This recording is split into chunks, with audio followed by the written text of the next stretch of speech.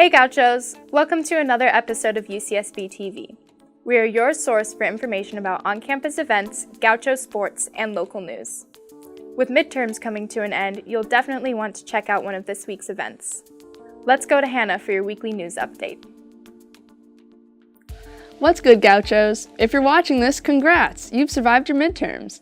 Let's check out this week's news. According to the Bottom Line, on January 10th, Governor Gavin Newsom proposed a higher 2019-2020 budget for Californian universities. He hopes that with this budget increase, there will be improvements to education and health services. He clarifies that by health, his focus is on both students' mental and physical needs. This proposed raise in budget would help make on-campus resources more accessible. Additionally, Cal Grant should become more achievable and available for those who apply, as the proposal hopes to add $200 million to the state budget. Sounds good to me! You can learn more about the 2019-2020 plan on the Bottom Line's website. Next up, we've got a report from the Daily Nexus about the Associated Students special election. The article states that the special election for external vice president of statewide affairs once again has failed to meet the required voting threshold.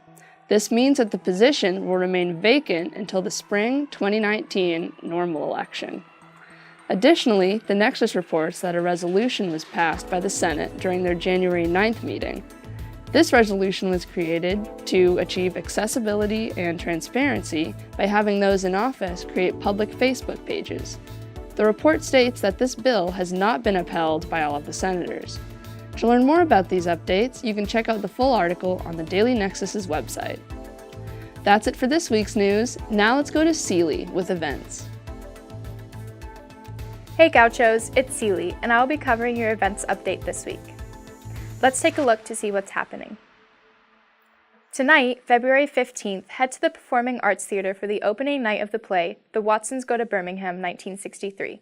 The play is an adaptation of the novel by Christopher Paul Curtis and focuses on the life of a family of 5 that moved to Alabama in the summer of 1963, which was a time of civil unrest. The show starts at 8:00 p.m. and is recommended for kids over the age of 9.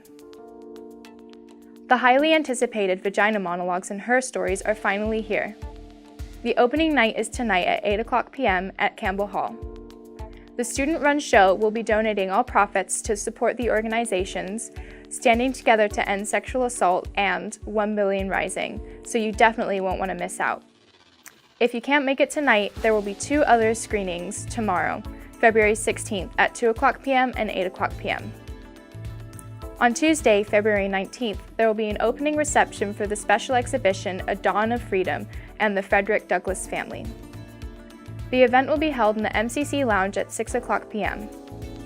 Be sure to go and celebrate the collection of speeches, letters, and photographs that will be on display until March 22nd. This Wednesday, February 20th, the MCC will be screening the movie Black Klansman as a part of their Cup of Culture series. The movie follows the true story of Ron Stallworth, a black police officer in Colorado Springs, as he infiltrates the Ku Klux Klan. The screening starts at 6:00 p.m. and will be held in the MCC Theater, so this is the perfect opportunity for you to see it if you haven't already. Finally, this Thursday, February 21st, the MCC will be hosting a panel discussion titled Confronting Institutional and Systemic Racism. Chandran Reddy, an associate professor of gender, women, and sexuality studies at the University of Washington, and Stephen Dillon, an assistant professor of critical race and queer studies at Hampshire College, will both be joining this panel. The discussion starts at 6:00 p.m. and will be held in the MCC Theater, so be sure to check that out. That's all for this week's update. Now let's go to Kalisha with sports. Hey Gauchos, it's Kalisha with your Week 6 sports update. The men's basketball team fought hard against UC Davis, but could not pull out a win. The team lost 61-57, but the Gauchos were victorious against Hawaii 75-54 and CSUN 70-64. Similar to the men, the women's basketball team also fell to UC Davis 70-44, but they did beat CSUN, ending in a close 61-60. Our men's volleyball team continues their winning streak after bringing home 2 wins from the AVCA Showcase. The team beat Ohio State and Penn State, both with scores 3-0. The women's tennis team started off their regular season with 2 wins at home, beating Nevada 5-1 and St. Mary's 4-3. Due to poor weather earlier in the month, the men's tennis match against Fresno State was postponed until the following week. The Gauchos were still able to bring home a win even after the rain delay, with a score of 4-1. But unfortunately, they could not keep the momentum going and fell to USD 5-2. The women's water polo team lost to UC Irvine and Arizona State, but they did beat UC San Diego and UC Davis. Coming up in the world of Gaucho sports, the men's basketball team takes on UC Irvine and Hawaii. The women's team also take on UC Irvine. The men's volleyball team goes against UC San Diego, and finally, our women's tennis team takes on USC, and the men take on Drake University and Utah State. That's all for this week's sports update. Be sure to head to ucsbgauchos.com for more information on any of these matchups. Now back to you, Seely. That's all for this week's update. Remember to follow us on Snapchat, Instagram, and Twitter at AS_UCSB TV.